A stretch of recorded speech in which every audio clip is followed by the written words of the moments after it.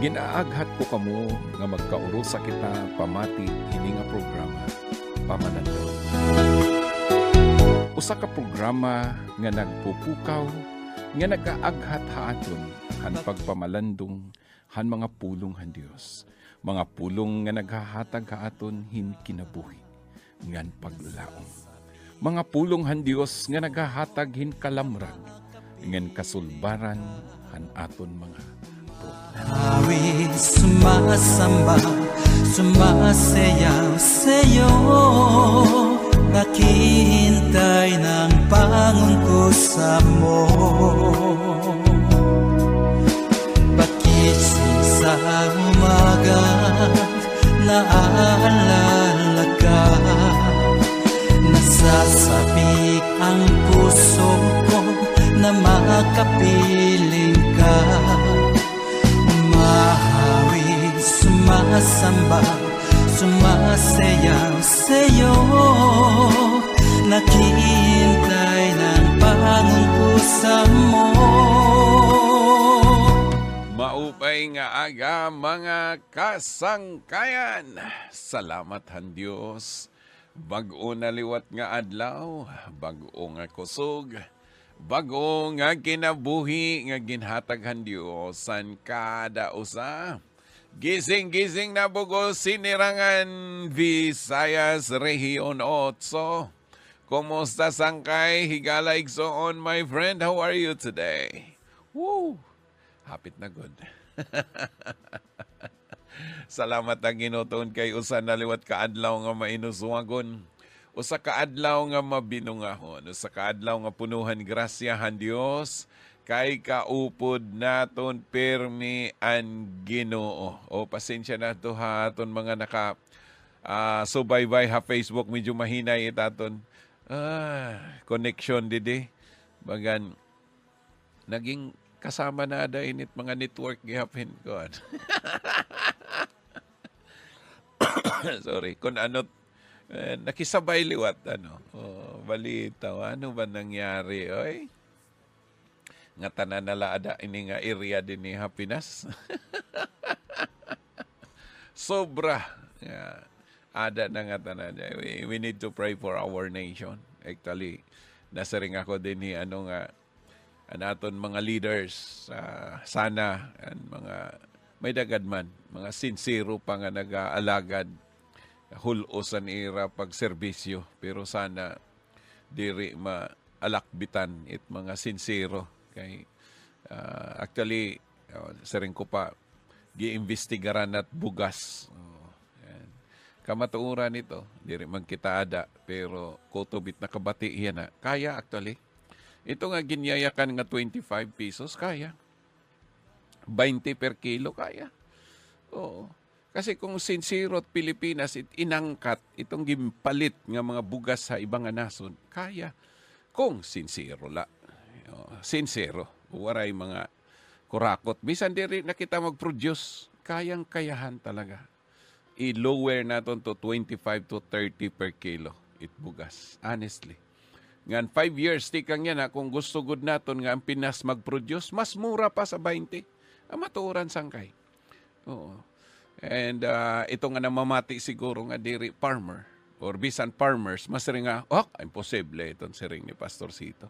Oo, pero kung nag-aaram ka, nag-re-research ka iton, paano nag-produce iton aton mga amyaw nga mga nasod, makita mo, grabe.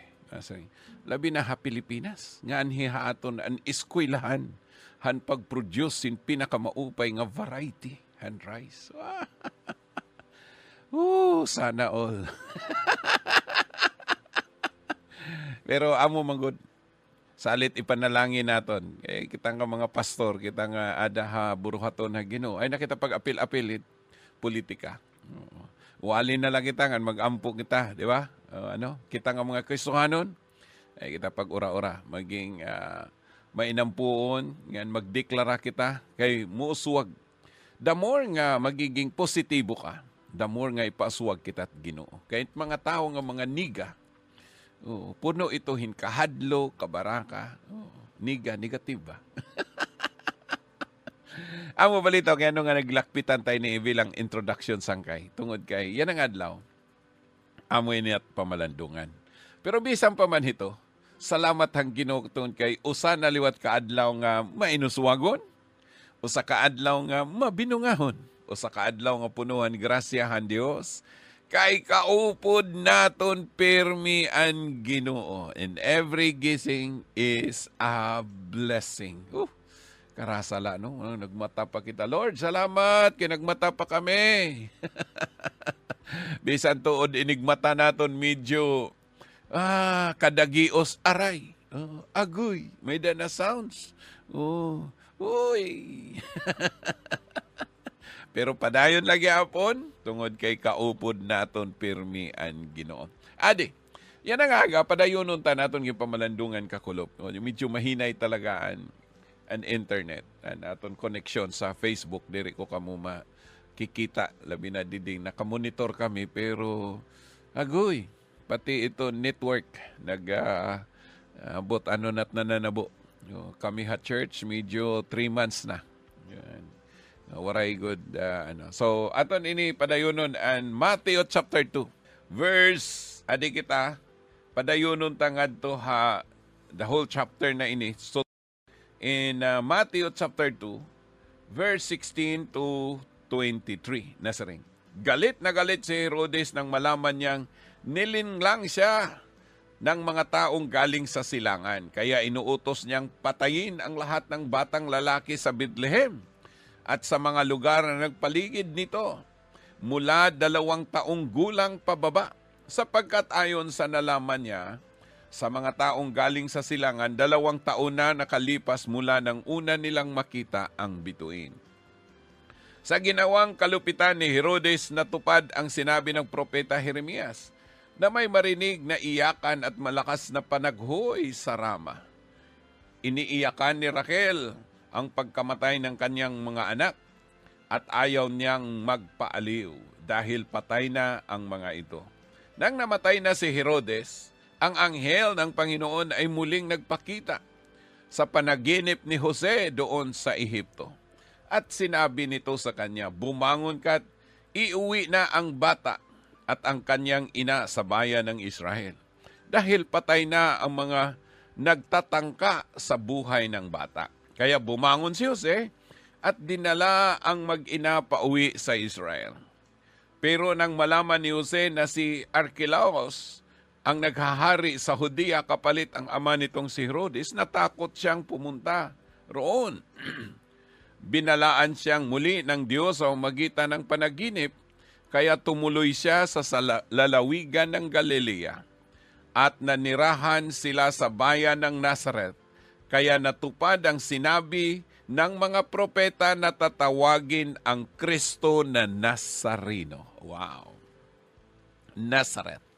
Parang ka, ang word Nazareno is usa ini ka panahon nira in gin-offer as dedicated unto God. Nga waray good, diri hiya ma-involve in bisan ano nga mga, may danira mga ginsusunod nga mga pamaagi. Karigsingon, pag maging Nazareno ka, nakalaan ang imo kinabuhi ang usa ka buruhaton. Ngan may mga bagay nga diri nimo pwede himuon sugadhan kasagaran. So si Kristo talaga nagpabilin nga putlihan iya kinabuhi naging Nazareno. Pero may da din himinsahi. Makita man naton kakulop ano nga anatong gihimang rawan pamalandungan. Kung ang mensahe ng mga anghel, siring ko buwas amo ito taton himang rawan. Ang mensahe ng anghel ngadtuhan mga magbarantay hang karnero, nga kapayapaan, kagalakan, kasiyahan sa buong mundo ang maranasan. Pero sa kabila niyan, may da mga pagngoy-ngoy, pagtangis, may da sobra nga kabiduhan mga kag-anak, nanay or tatay nga nawarayan hin anak tungod la kay may mga taong gahaman nga diri maaram kumilala ngan rumispito ngan sumunod tungod kay diri nato nakita it plano ha Ginoo. Kita ra gud sangkay Bisan ni Satanas nagahimo ang kaaway, nagahimuhin paghadlang para matuman ang saad ng Dios, pero ang Ginoo talaga ug amo ini dapat hinumduman naton sangkay. Ikaw nga nagaatubang hindako nga mga problema kakurian. May mga panahon gi ko question nato ng Ginoo, kaya ano nga sugad? Kaya ano nga sugad ako? Kaya ano nga nag-experiensyahan ko ini? Nangalimtan naton sangkay ang pagsugot han kumplito nga plano ha Ginoo. Kita ha, hini nga panahon natuman ang saad ha Dios nga may mga pagtangis. Han pag-anakan ni Kristo diri lang Isaiah kapitulo 9:6 nagahimang raw nga natawo ha ato ng usa ka anak nga pagatawagon hiya nga Emmanuel. Pero makita nimo nga may dagya propesiya nga naabot og dinhi natuman kita ha. Nasayang gini, sa ginawang kalupitan ni Herodes natupad ang bagay katumanan hang saad han Ginoo. May ada ito plano ngan disenyo han Dios. Ngan bisan pa anot himuon itawo nga pag-ulang, paghadlang, matutuman ang saad han Ginoo. O didi, pag-abot dito kay ano nga nanabu ito nga kumadtuhiran Ehipto. Pag-abot nira para masecure nira kinabuhi, nag-ukoy anay hiram, pira ka bulan. Nasa ring dito for 4 to 5 years sira dito ha Egypt. Or mga 3 years to 5 years dito hira nagtago. Hadida nga namatay na, madto. Pero waray hira bumalik sa Bethlehem, kundi dito hira ha Galilea, particular ha Nazaret. Dito hira nag-ukoy ha Nazaret. Salit na himo ang gintawag nga si Kristo bilang usa nga Nazareno. Wow. Kita aragon sangkay. Pagka Diyosan aton kinabuhi, may daman mga circumstansya nga naabot nga diri naton kaya ipaliwanag siguro. Diri kaya igyakan, diri mo kaya i-explain. Pero hinumduman naton ang gikinahanglan han tao amo ang pagtuo ngan pagsugot han kaburuton ha Ginoo. What if hi Jose waray sumunod tikang pahan pagkatao ni Jesus? Kung waray niya asawaha hi Maria, makuri, maiha. Hangtod nga, gidsig nga nira nga, Jose, baya ka mo din ni Bethlehem. Kay mapamatayon ang mga bata nga lalaki nga nag-edadhin 2 years old pababa, ngadto kamo sa Ehipto. What if Joseph and Maria, tuod ka man ito? O kasi amo kita eh. Diba? Ikaw nga namamati yan. Parehas man lang ito simba. Parehas man lang kaya ano nga kuan. O diba? Salit, hinot nagsakripisyo, hinot nagsuffer. Hikita. Nangalimtan naton kasi siguro masari ka kay ano, protektari ini Ginoo kay imo man ini, Mesiyas man ini. Ipadarat imo mga anghel. But you know, may da kasi perfect nga plano ang Ginoo sangkay. Ang gikinahanglan amo ang pagtuo ngan pagsugot. Wow. Tapos andito na hirahi Egypt. Asaring ang Ginoo, uli na kamo, Jose. Asaring yung Maria, hagi, kagool man ini nga kinabuhi. Umuli ra. Pero nakita nira nga medyo nahadlok man ni Jose. Didinala kami ha, Galilea. Han lungsod han Nazaret. Oh. So ang tawag kaya, ini nga tao nga taga Nazaret. Di ba? Salit amot maintindihan mo ang panahon ng ministry ni Jesus. Maaram niya ito nga lugar. Natutuman. Anon siring? In verse 23.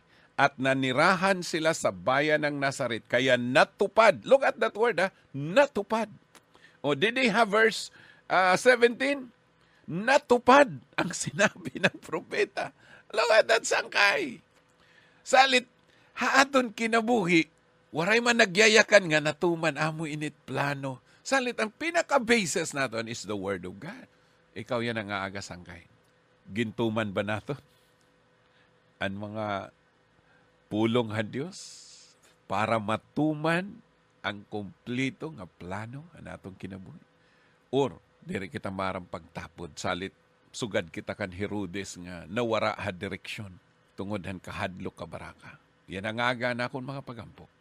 Nga bisan anuman iti mo na eksperyensyan hinumdumi may gin mamaupay nga plano ang Dios hakada usa. All things work together for good to those that love God. Bago kami magpadayon, may da kami sa kawit para. Simoy ng hangin sa akin nagsasabi, ang himig ng Pasko'y narito na. Masdan mo ang paligid, nagbabagong bihis, mababakas mo sa mukha ng tao ang tuwa. Pasko'y anong tuwa ang iyong tinataglay, kami sa araw mo'y nananabi sa paghintay. Pasko'y namumukod tanging araw, ang puso'y mapagpatawad at mapagbigay. Sa isip ng isang puspos, Pasko ay simple lamang, ito'y bagong damit at laruan. Ligaya'y mas higit sa pusong may pag-ibig. Ito ang diwa ng Pasko sa hati-hatid ni Kristo. Pasko'y anong tuwa ang iyong tinataglay, kami sa araw mo'y nananabi sa paghintay. Pasko'y namumukod tanging araw, na ang puso'y magpatawad at mapagbigay. Jesus, ikaw ang tanging diwa ng Pasko, ang pinakamahalagang handog na natamo.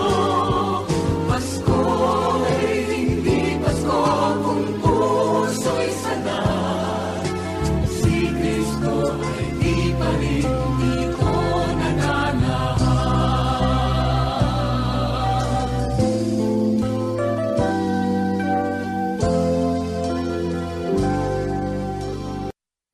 Amen! Salamat ito nga mga kanta. Pasensya na ulit sa mga naka-subaybay sa Facebook. Talagang mahina. Oo. Namamasko gyap ini nga network Oo. And anyway, salamat ang mga taga-radio nga namamati nga naka-tune in yung radio sigurado. Makusog. Pero Facebook, review na lang kamo. Kung madarain But anyway, kumusta kayo ng aga sangkay? Sana ini nga panahon ng Pasko, and mensahe is, kahulos? Kagabi, salamat sa mensahe sa, atong kitaon na naton pagtuo. Faith check. Is still alive ba or dead? Talagang mensahe ito. Kamaubay. Ang gikinahanglan kasi naton minsan. Maram ka pagkinabuhi kasi pagpangalagad ang ginusang kay diri, utrohon ko diri tang kakarit. Diri kung ano it may anda kita, kundi pagtuugod ini. The basis. Paano kita makapahimaya hang Ginoo pinaagi ang pagtuo. Ug ini nga pagtuo ug pagsugot sangkay nagkinahanglan hinhulos naton pagkakilala hang Ginoo. Kasi kaya nga sugad ang kinabuhi. Dida kasi makita kung ano kadakot yung pagtuo. Pag-abutan mga circumstansya, pag-abot sa mga problema, ano mo kakilala ang Ginoo? Si Jose nga ni Maria, grabe, makita ni mo din ginsunod gud nira. Sumunod nira ton kay natuo hira. Nga ini nga bata amo talaga init Mesiyas. So kung ikaw, ako ni balik hay mo, kung ikaw yan ang aga. Kung ikaw himere nga ni Joseph, tapos sugad ini ang mga circumstansya, masaling ka kaya, Mary, sigurado ba ini nga anak ini ang Ginoo? Bakit di rin ada ini? Tikang kita Bethlehem, na tao dito hapasungan, waray kita tapos amo. Kung tinuod pa ini, di protektaran ini, di ba? In a human mind, Sa hunahunang tao, ikaw kaya nga nanay nga tatay, di ka kaya magduda. Diba? Tapos pagkahuman mo, sige, balik na ka mo ngadto. Ito na ka mo pag-ukoy. Di ka kaya masiringa. Tinuyaw man ini. Diba? Damon mga panahon, bisan Kristohanon, ikaw nga namamati, may panahon lang yung sige, diri may ini ongon. Puro man lang ini ano. Pero sangkay, grabe it hulos it pagtuo ni Jose nga ni Maria, nga ini nga tanan nga nanabo, may dagod plano ang Ginoo. Marang nga kay ano? Amoy ni siring ni Pablo, na nga hadida nga nakita, na intindihan ni Pablo na kilala niya ang Ginoo. Anon siring niya, Roma Kapitulo 8, versikulo 28, na siring niya, alam natin na sa lahat ng bagay, wow, in English, in all things, okay? Ano't kasunod? Alam natin na sa lahat ng bagay, gumawa ang Diyos para sa ikabubuti ng mga umiibig sa Kanya, sa Kanyang tinawag ayon sa Kanyang layunin. All things works together to those that love God. Gumagawa ang Diyos ng ikakabubuti. Maram kasangkay. Sa dinan, andam lang kita musunod, pinagyan pagtuo ha Ginoo. Grabe. Waray talaga maghunahuna ang Ginoo parang karatan itat kinabuhi. Ito nga mga circumstansya, nasasaktan kita, nabibido kita, gindadown kita, gininsulto kita, ginlilibak kita, ginpakamaraot kita. Sangkay ko nimong kita on the other side of that. May dagin mamaupay, agin andam ang Ginoo aton. Hangatanan nga nahigugma iya. Pero diri mo ito nakikita, hadida nga diri hulo sa niyo pagtuo ng pagsugot ang Ginoo. Later on makasiring kita, ay salamat Ginoo. Salamat Ginoo nga imo kami giyahan og nagsugot kami ha imo. Diba? Amo inin usa sa bagay nga ngandida nimo ma-realize. Siguro hadidan umalis sira ni Jose ngan hi Maria ha Bethlehem. Pagkahibaron nira nga nagkamatay ang mga bata, sumiri ko ni Maria, agoy, maupay na gudla, Jose, salamat Ginoo. Diba?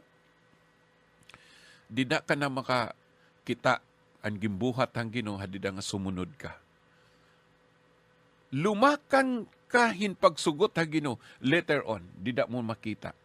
Sugad ngayon. Yan na, di mo ito maintindihan. Kasi ang Ginoo lat nakakabaro eh. Pero imo pagtuungan pagsugot, dida nimo ma-realize, wow, salamat Ginoo nga tanan. Yan. Yan ang agasangkay. Kumusta ka? Kumusta nimo kinabuhi? Kung ikaw tinuod nga nagkilala ha Ginoo, may da ito pagtuungan pagsugot. Ano man kadako, siguro masiring ka, Pastor, adi man, Kristohano naman ako, nag-alagad naman ako. Kung ikaw waray pagsumugot ha Ginoo, waray pagtuo, muno ka pan pagruaduha, yan ang agas ang kaya mo't panahon. Masaring ka ang Ginoo na to ako. Ikaw ang Mesiyas. Ikaw ang manunubos, ang hari.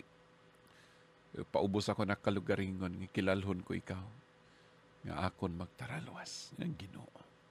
O gamo inin minsayan Pasko. Agi kinahanglan naton. Gusto ko mag-ampo para gampo kita. Amay nga Diyos nga makagarahom, damo nga salamat na makausap pa. Imo kami gintutduan paano sumunod ang imo mga plano. Kaya imo mga saad may katumanan. Buligi kami o Diyos nga makita namon. Ang imo mga plano pinagyang pagtuungan pagsugot ha imo. Salamatan mga pulong nga imo gintutduhaman. Buligyan namon mga kabugtuan. Kada usa nga na mamati yan na radio nga nagkikita. Ha Facebook. Buligi hiratot do ihira. Nira pamilya. Nira kinabuhi. Yan makita namon Ginoo. Ikaw ang Diyos. Makagarahom gamahanan nga Ginoo. Salamat o Diyos. I-bless mo liwat Ginoo namon nasod Pilipinas. Namon mga leaders Lord. Ikaw magabindisyon. Salamat din nga tanan. Ininakon mga pag-aampuhang aran ni Jesus. Amen. Yan, amen. Sangkay daw mga salamat yan. Ang buwas na liwat nga higayon. Kini nga sangkay Pastor Sito Canduli. Kaupod ko dede technical side ko Ariel Piñalosa. Sisiring kami ngayon mo yan ang aga. Merry Christmas and a Happy New Year. Bugto, aada ka ba ha sitwasyon han imo kinabuhi nga nagugupong ka o nagbibiling ka hintabatunan han imo mga pakiana ha kinabuhi o kung diri ka na maaram kung ano it imo hihimuon? Bugto, may ada hito kabatunan ngan kasulbaran han imo mga problema. Hinaaghat ta ikaw hapagpamati ini nga programa Pamalandong. Hakada alas 5 ngadto alas 5:30 han aga, Lunes kada ha Sabado nga adlaw. Didi hini nga estasyon 97.5 DYFE FM. Unang tugon ng pamayanan.